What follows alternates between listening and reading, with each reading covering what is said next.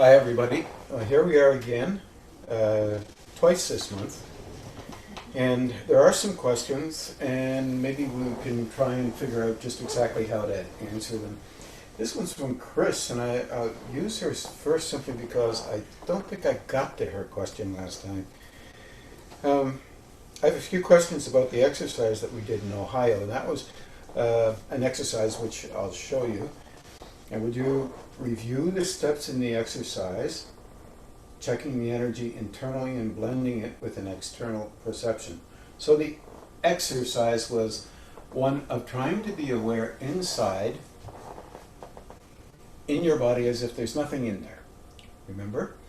And then when you do that, try to do it with your eyes open, and then as you're doing it, bring your attention to a place and try to do it about 360 degrees if you can, but if you can't, do it about 180 degrees anyway.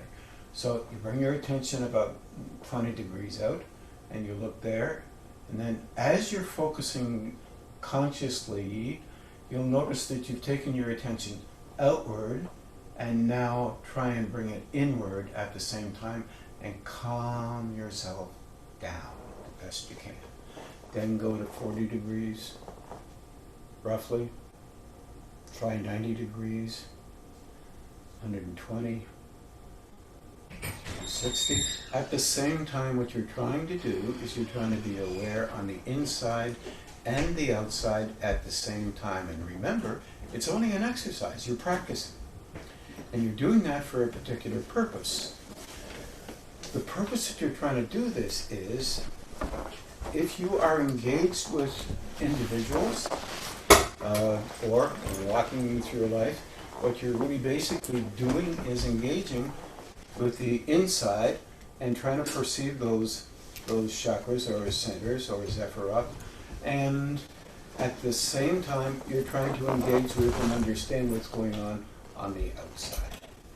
So you're paying attention, you're not losing the attention that you're using when you're engaging with life, but you're also trying to pay attention on the inside.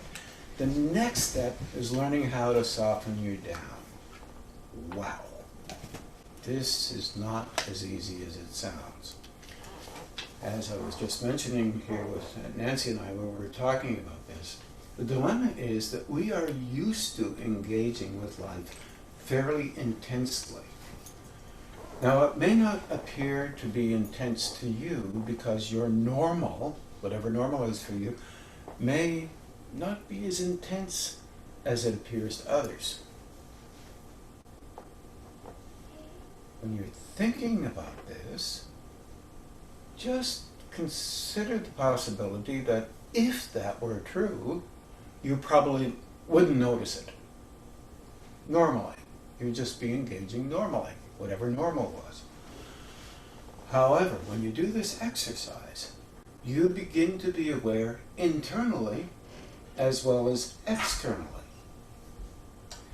And it brings up the idea that you are actually becoming aware of what's going on the inside while you're engaging with other people.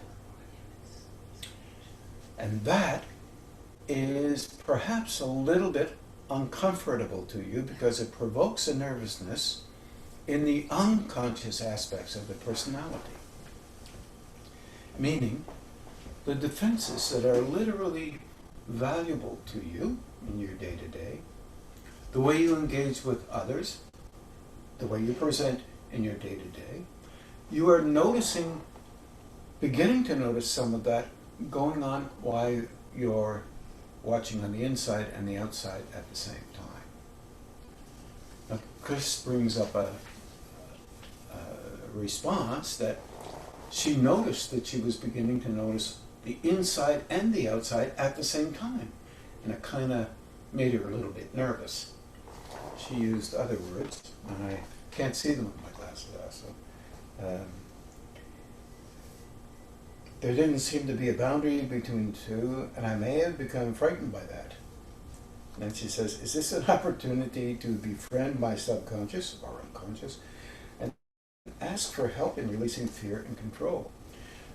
What we don't understand is that response to control is unconscious. We don't understand that.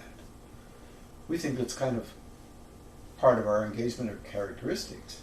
Well, it's our characteristic, part of the characteristics that we have because of our experience in life. And that has started, a long time ago for some of us. Not that long in terms of others. But it would help to have a sense of humor about it when you notice it. But there is a reflex in there that really amounts to something like this. When you are engaging reflexively with anything, you believe that the way you engage is exactly the appropriate way to engage. In fact, it's only a way to engage, but it's one that you practiced for a long time. Practice for so long that you don't really remember when it started, and you don't even realize that it's still engaged. And you do this naturally, and it is not a negative thing. It is part of the way the personality, unconsciously, allows itself to deal with the external world. And by the way, also the internal world. So sometimes I'll say, you don't have to necessarily believe what you're saying. You don't necessarily have to believe how you're reacting. It may be true, it may not be true. It may just be following a rote pattern that you've engaged with for many years, let's say. In fact, when you do that, there's an aspect of you that depends on natural reactive states. In fact, you don't have to use those states all the time. You're not in as much, you don't need to be as fearful as you think you need to be, because you are really not under any kind of attack. But you can assess things rather quickly and think there's a kind of, if not attack, pseudo-attack. You are protecting the unconscious by doing that and thinking that. The unconscious does not need protection. What it's doing is displaying itself through your conscious mind, your conscious expression, verbal expression, and the emotion that is there to be expressed in the interdiscipline, in the inter-engagement with your physical, your emotional, and your mental bodies, which make up how you express yourself and protect yourself. This is a very unusual, perhaps, way of talking about it.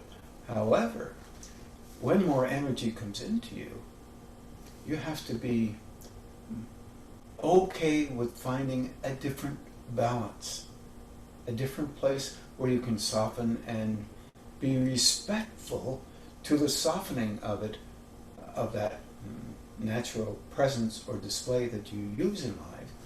And this is not comfortable, because it means readdressing things that you haven't addressed in a long period of time. Now, why would you do such a thing? Well, it's a good question.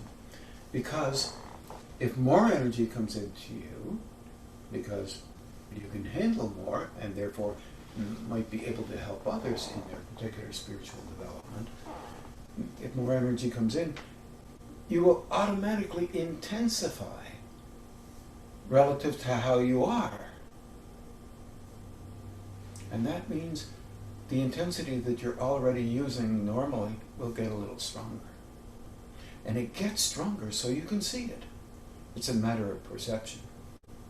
And therefore, attempt to attend to it the best you possibly can. Everyone is involved with this. This occurs in everyone's relationship with growth. Somehow, fortunately, we do have some of these images that we engage with in life, and they kind of help you to slow down a reaction, for example, or at least be curious about why your responses inside are as they are. And you can learn to soften it just by talking to it, literally. You can speak to that increased reflex and say, easy, easy, it's okay. Or in some of our ways of looking at this, you can actually ask that flow for help so that it can soften down. Remember, unconsciously, you don't want to soften anything down. You would much prefer that you would remain the same, even though you don't believe that that's true. Because the kind of way you are, you're used to. And whatever you're used to, you like. And that's not negative. It's kind of self-protective. So being self-protective is not a negative thing. As you know, you live in the world. The world subtly stimulates you, and you are, in a kind of a way, at a disadvantage if the stimulation is there and you come up with some reason why it's there, therefore protecting that stimulation, that intense response or an intense response. You always come up with something mentally, well, it must be because. It must be because they did this and that is happening over here and that's happening here. And sometimes that's legitimate, but many times it's not. Reflexively, you respond in a manner that relates to how you've been responding in life. And you do this unknowingly. You would even respond against loving someone if it is not in your experience to trust loving. Now that's an interesting way to think. Well, it's not a way to think. It's an experiential process. So to soften down a response that is, let's say, out of sync with how you were, for example, brought up. If you had people who had a rendition of what do you do when you're caring and loving each other? Oh, you do that. You will duplicate this. And it's not because you're bad or something is negative there, or you don't want loving to be there. It's just that if it is, you have to let go of the defense of loving. Related to the distrust of what loving might bring to you. This is a very difficult thing to talk about, because this idea of loving provokes an opening. If you choose someone to love, for example, who is never going to be capable of loving, that defines how you shouldn't pick somebody to love. And your defenses are right. Therefore, you have a definition. My way of loving is the only way loving should be. And that definition is not known consciously. It's an unconscious definition. It makes it very difficult. Because if it's unconscious to you. The person who is deciding whether you should love or not love. Or are you able to love? Or loving looks like this. Oh, no. It might look like that. Or it might look like this or one. So you might constantly be looking for that definition. An ideal definition that you have no idea about how to speak it out or speak it in. And you do that only because there is a response internally that is really not defined or perceived by you. Well, I would like to say that there's only one person in the whole world that's like that. Other than me. But I would have to include that one person called the population. Because everyone does this kind of thing. So the rendering of a deep understanding of how you functionally engage with others in a manner that distances you a little bit so that you have a position and place where you're safe is defined by you. You define your position and your safe place inside of you. No one else is in there with you. Nobody. Nobody. It's you and your definition. To release yourself from this, you have to know that that's entirely possible. And in fact, when you talk to people about loving, the first thing you come up with is they're very loving, they can love anything and everything. As long as you're loving anything and everything, you are not going to define a single love for anybody.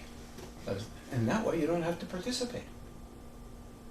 You can love everything and not love anybody. But you will believe, by definition, if you make it up, that that feels good to you. You have no responsibility to anything other than you. And you don't have responsibility to you. Think about this. This is weird talk. A strange way to look at loving and caring. At the same time, inside of us, there's a tremendous love that's flowing through. And we're well insulated from it. And at the same time, we're all a part of it. So it tries to help us to see what's going on inside. And we, in our lives, have not learned how to soften down our reactive response to it. As more and more energy comes in, there's a slow movement towards softening down the defensive response. And it doesn't have anything to do with the personality being in charge of loving at all. Personality is an aspect of a relationship that comes out of the physical, emotional, and mental engagement that we have.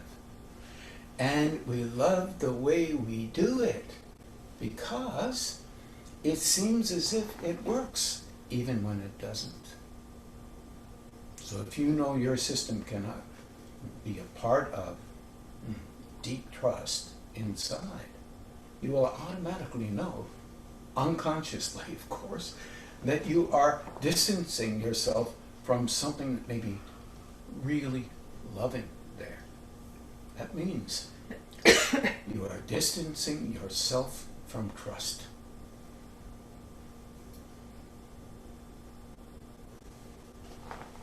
Very, very nervous. Then you need to find somebody that can distance themselves from trust exactly like you. That might work for a while. As long as you both don't grow up. Oh, sorry. As long as you both don't engage in a different way. Oh, but there's life. And that can be weird sometimes.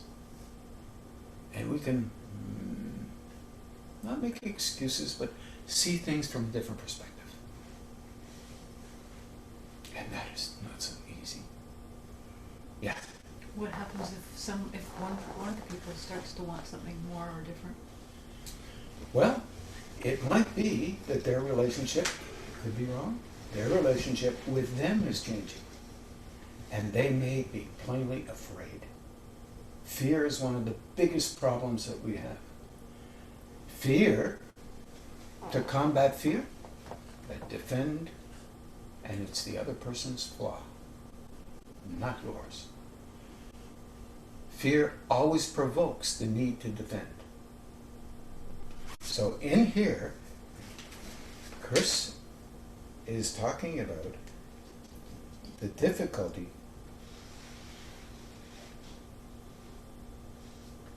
in releasing fear and control. You can ask for help for that.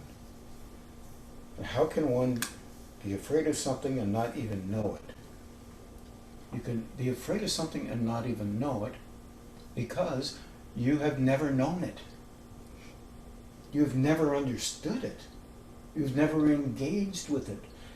You've always been engaged with you. There isn't a person on the planet that hasn't been engaged with them. But if you are, it's really tricky, and it can be very complex. If you get into a situation where you are fundamentally feeling good about yourself, then you will elevate yourself. You don't know how to feel good about yourself and know that everything is okay if you feel good about yourself. If you don't feel good about yourself, you must engage with something else that's causing you not to feel good about yourself. That's the aspect of defense against fear. If you get too close to a deep understanding, you will fight like crazy not to know what's going on. And you will do that consistently.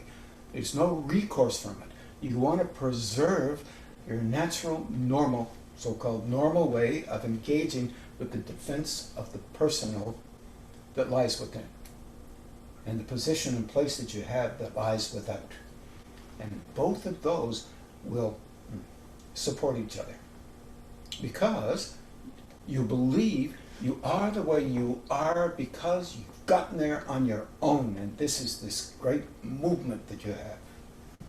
Others might say anything, but you will never believe this. Only you have done what you do. And that's really interesting. Well, at least I find it interesting. If the intensity gets so strong, because you have a lot of intensity, then you are protecting this one singular I to the degree that nothing outside of its perception could possibly be true. And that backs you into the corner. And that corner is, you're the only one. And by the way, this goes on in our external world all the time. This is a really large thing about the independent value of the individual, because they are that individual. You have two individuals thinking the same way, and what do you have? You don't have a relationship. You can't.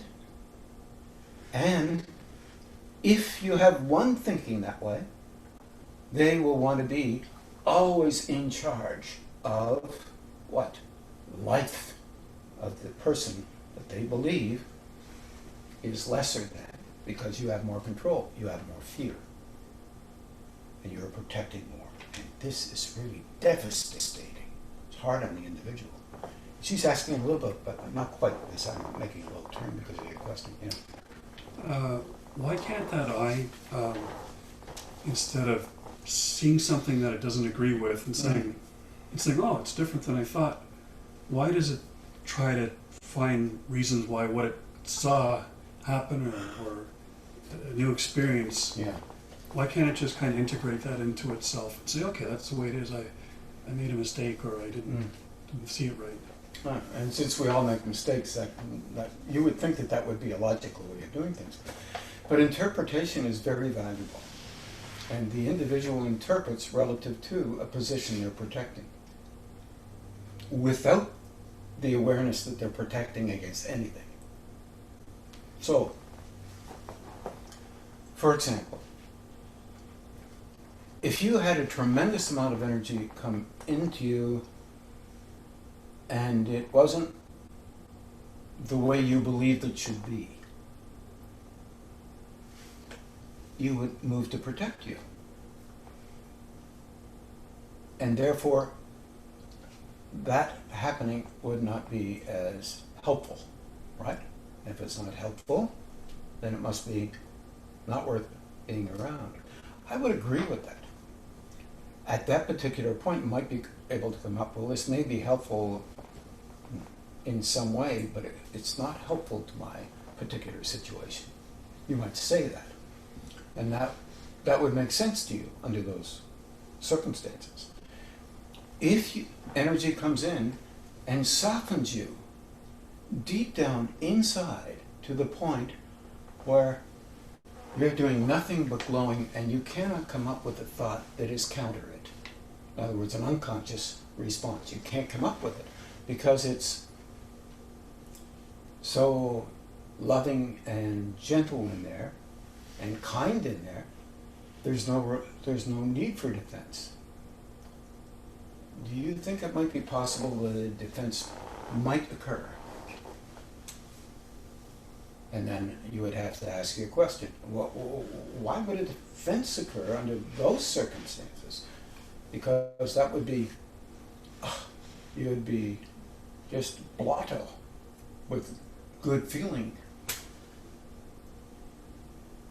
It might mean this is what it could be like, but how would you respond to that? In your day-to-day life, you have this experience, now you walk around. Would you try to replicate that? You would try, yeah, that would be normal. And the personality might even become able to come up with a pretty good replication, except as long as you didn't have to talk to anybody, have to engage with somebody that didn't agree with you. At that other level, agreement doesn't matter. At this level, agreement matters. Why would it matter? Why would agreement matter so much? Sorry, you're getting my back, Nancy. It would reinforce. It reinforces? Just that you're okay too. That, Yeah. That security or the You kind of it validates you. Yeah, and Yeah. you wouldn't feel as vulnerable perhaps because you've shared it. Yeah. Okay. Any other reason you think of? Still involved with the same question that you asked, Marlene, really. Still there. Is there a fear that it's like a house of cards, that if one little shift occurs that things fall apart? It's possible. Because if one little shift occurs, things don't measure up the same way as they did before. That's what does happen. Now, how do you deal with that if you're used to dealing with everything in a particular manner? Let's say a defensive manner, but you don't see it that way. You see it as a valid manner. You don't see it like it's defensive. Everybody else is defensive, not you. You ever had that experience? Were you being that way? No, none of us have. However, the issue there is that you are basically nervous about something changing inside that has been helpful to you all your life. You cannot downplay this as a negative, but you could see it as something that is different than the way you thought it was. You could do that, but you can't downplay this because it's really been helpful. What do you think about that? Thinking's worthwhile. But when you are thinking inside, not only outside, it's disturbing because there is a response internally to that kind of thinking. Because it's an internalized structure that brings you closer to perceiving that there is a dialogue that can be had between you and the constructed internal you that you believe is the only one worthwhile. At least to some degree, the only one worthwhile.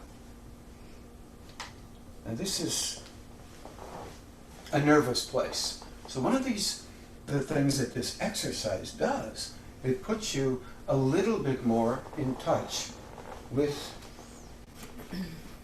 perceptions that you don't necessarily have on a natural basis. Your perceptions are externalized. You believe it because of whatever passes through your head and you think it through. That's an internal emotional response. It's often a defensive response. And a necessary one to remain, as Nancy said, the same as you were before. Now, this is not a negative thing. But if you start to perceive the both at the same time, as Chris was mentioning, then automatically you have an internal response. And that is, it makes you nervous. And there's a kind of generalized nervousness that goes on when this happens. So you move to attempt to get that generalized nervousness softer, somehow. And there are many methods. The ones that we often know the best are the ones that either consciously or secretly engage the other person is the flaw, not you. And that brings you to a place where you feel better about yourself. Fair? Because you feel less vulnerable under those conditions. And you're working it out, we say. Well, you're basically working it out so that it's not giving you any rumbles on the inside, but giving you a few rumbles on the outside, and you can release them and let them go. When they're inside, it's harder to release them. So you get to take a look at some of this stuff, which is uncomfortable. Very uncomfortable for us. Let's just see what else Chris says. Oh yeah, how can you be afraid of something and not even know it? That's one of the reasons why you can, because we're more consciously, our relationship with day to day is more on a kind of semi-conscious level. And so we may not even know that we're nervous, but our emotions will tell us that. And how do we become aware of these subtle triggers and signals within ourselves that cause us to create barriers that keep us from perceiving differently? Well, it's all enclosed in the same kind of an idea, but it is very self-protective, and our system is set up that way and has been set up that way over the eons of time because we have needed to protect ourselves. It's been a very valuable need. Survival in a very rough world is always very valuable because we hang on to the preciousness of life, and it is precious because of that reason, because we have an opportunity to engage with both levels at the same time, and which means engage at this level with something other than our own self-focus. And this is something that's very hard. When you hear it, it sounds very hard. In fact, it's just talking about something like that. However, the response that we have is we are protecting against it being us. It's being talked about. Even talking about this, there's a response inside. The response is we're talking about something that we are getting to know. This makes us respond in a particular manner. Very self-protective. Not negative, just natural, normal, the way we would be if we noticed something internally that was going to bother us about ourselves. And we have all kinds of idealized dialogue that makes us feel embarrassed and disrespectful and all kinds of stuff like that. And in fact, really, we don't know how to soften that. We've not been trained to do that. So really, dialogue helps.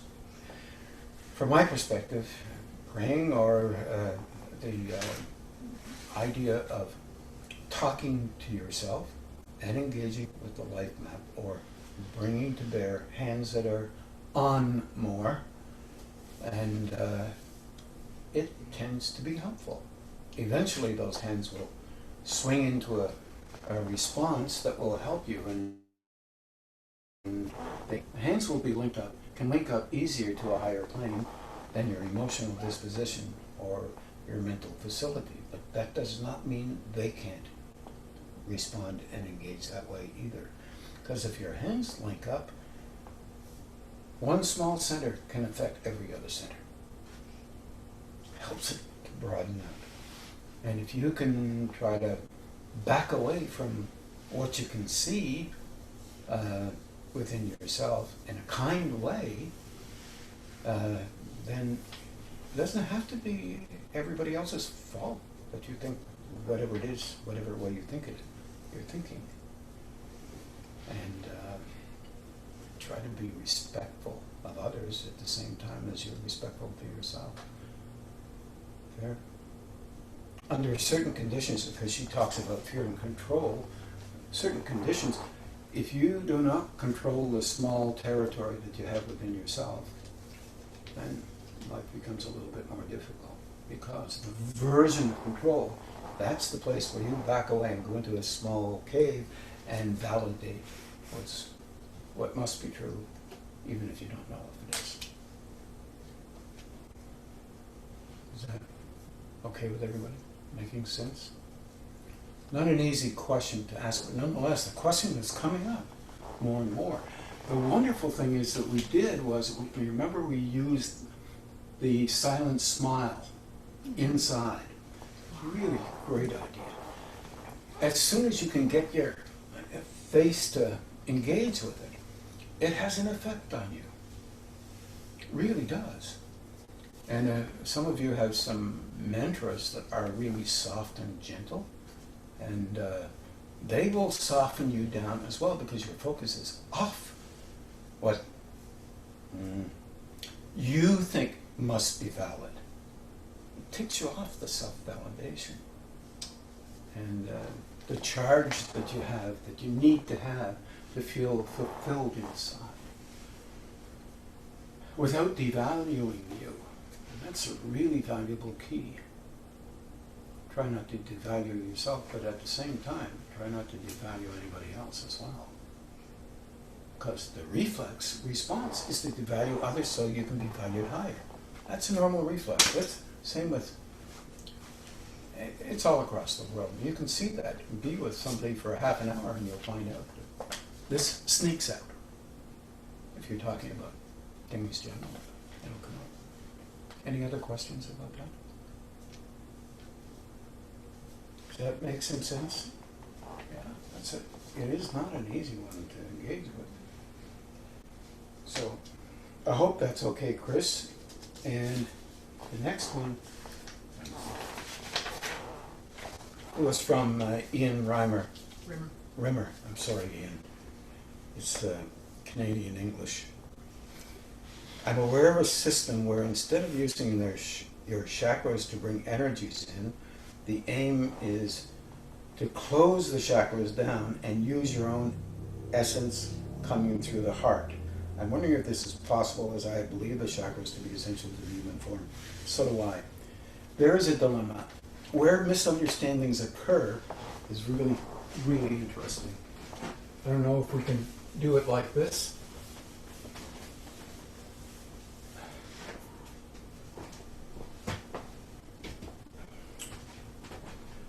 First of all, let me say that chakras are just funnels through which energy flows so that you have life force.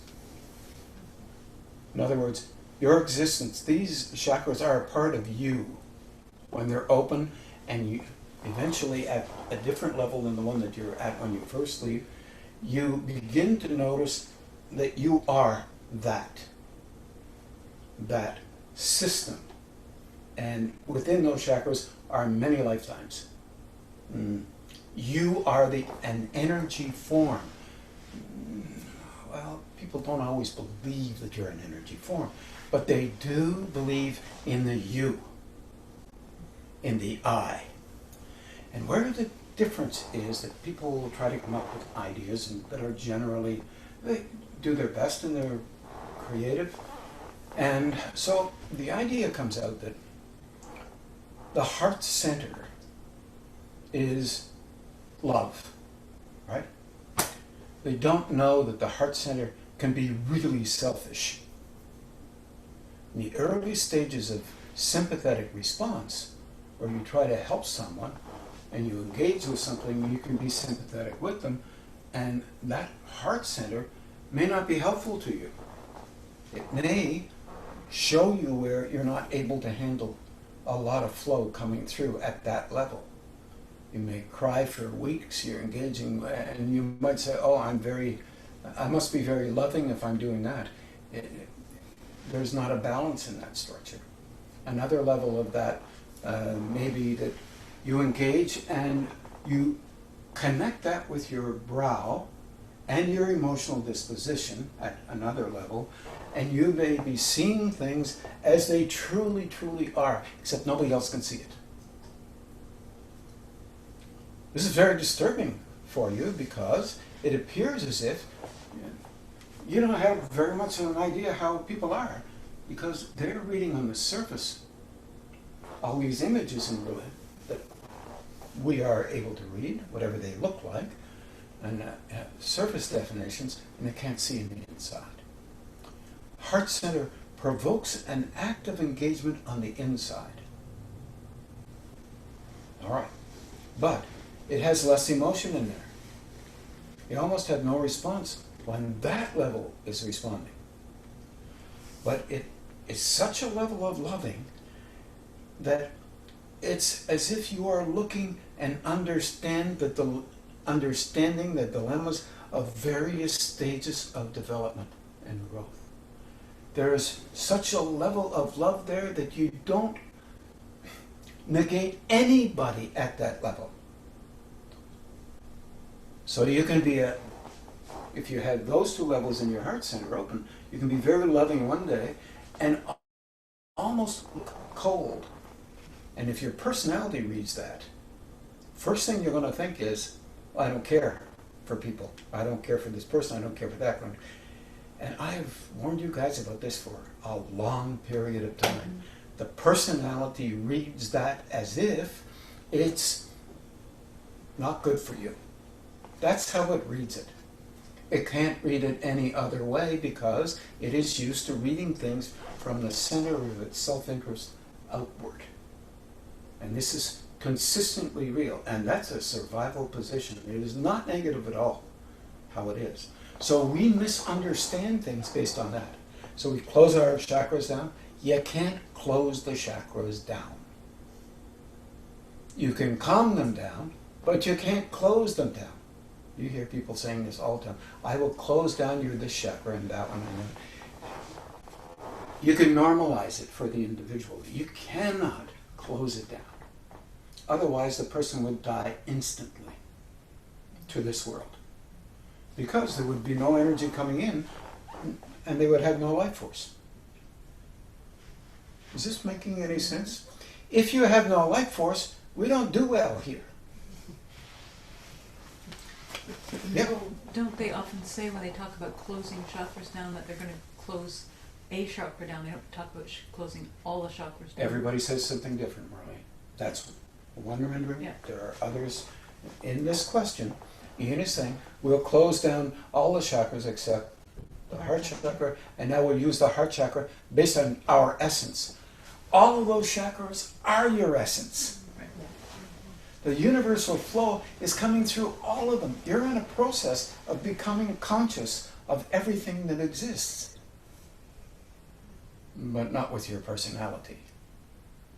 The personality that you have will expand and broaden and interact and fuse with that flow so that you can handle the engagement and understand it at a different level than what you are destined to understand things here now. No, that is process. That's development.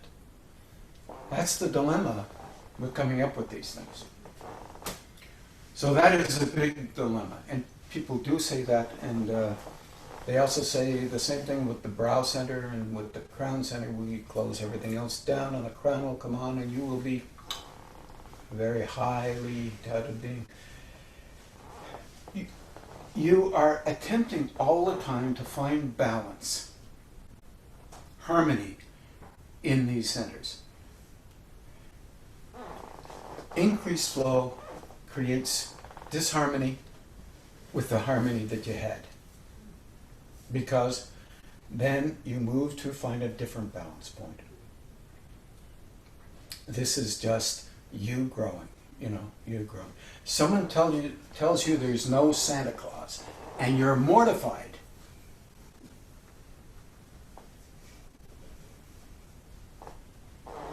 Within a short period of time, a few weeks, maybe a year or two, maybe 10, suddenly there's no Santa Claus. Your mother's asked you, what are you going to get for your sister? She doesn't know there's no Santa Claus. And if you want to get something, I'll help you with that.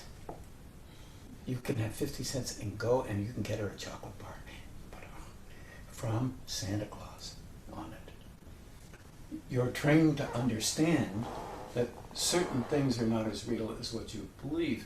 However, if your trainers don't know they're real or not real, you get trained in the unreal. Not negative.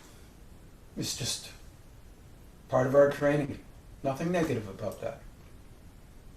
It's sincere. If anything, it is heart-renderingly sincere. There's a tremendous hope that you will be more able than they want you to be. But they cannot be as able as they want you to be. They are imperfect. And they want you to be perfect. So you're treated as a student to live up to more. And it's very hard for you to live up to the ideal that they present, because they keep presenting you with a kind of an acknowledgement of where they think you are. And if you get a parent who's slightly nervous about where you are, and they know you're able, they will bring you down a peg. They will bring you down, and then they'll feel better. They will do that reflexively. Remember we talked about distancing, right? You try to help the person to distance themselves from the importance of themselves or the value of themselves. And you might be trained that way. There are all different kinds of ways to train a human being. But think of you. Here you are. And I'm trying to stay on topic, but it's hard. Here you are as a human being, and you are in charge of you. And you don't want to train you as a young person growing. You want to train you as a superior person growing. So you are defending against internally shifting and changing. It's a legitimate defense. Right? However, if you see that that might be real, you would think that you're being put down if you see that. You're not. You're not put down at all. None of us are. We are not perfect. We are continually growing. The issue is in a situation like Ian was talking about, is that people are trying out ideas. They don't really know that the essence of them is all of that. They believe if they focus on the heart center, the essence of that heart center will give them tremendous loving for other people. And it will if people agree with them, because it's still an aspect of the personality. And it's extremely difficult to get away from that personalized sense of position and place. And that comes directly from the root center. You can't close that down. Life would not be there. Your particular will to close it down, all lower chakras, comes from the gonad center. Your emotional dispositional process of being validated by how you're trying to think comes from the emotional dispositional center. And there's a need to be right and validated. With time, they may see that different.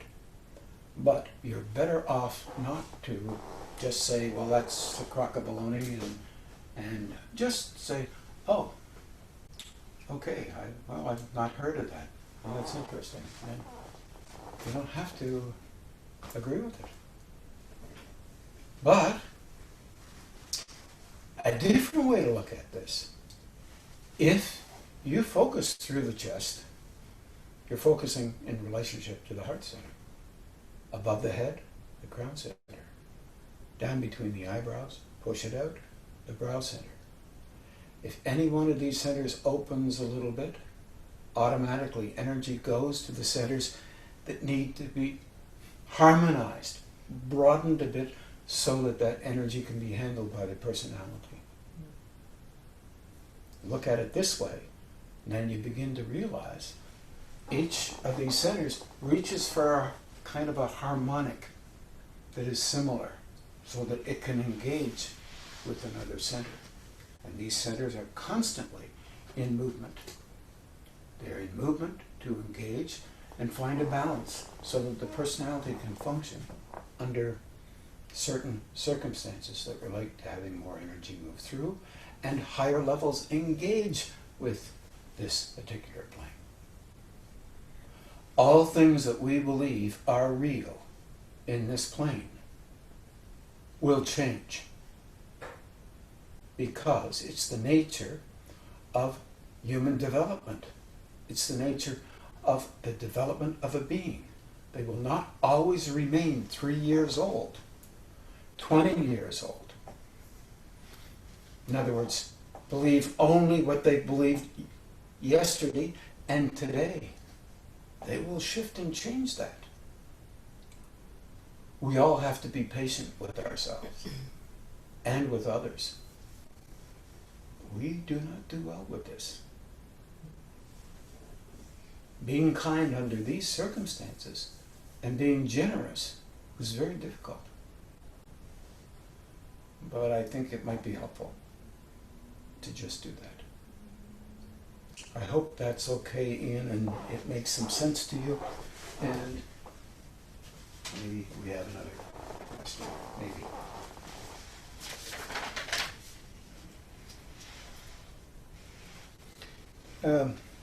Janet McKiernan sent a kind of a question.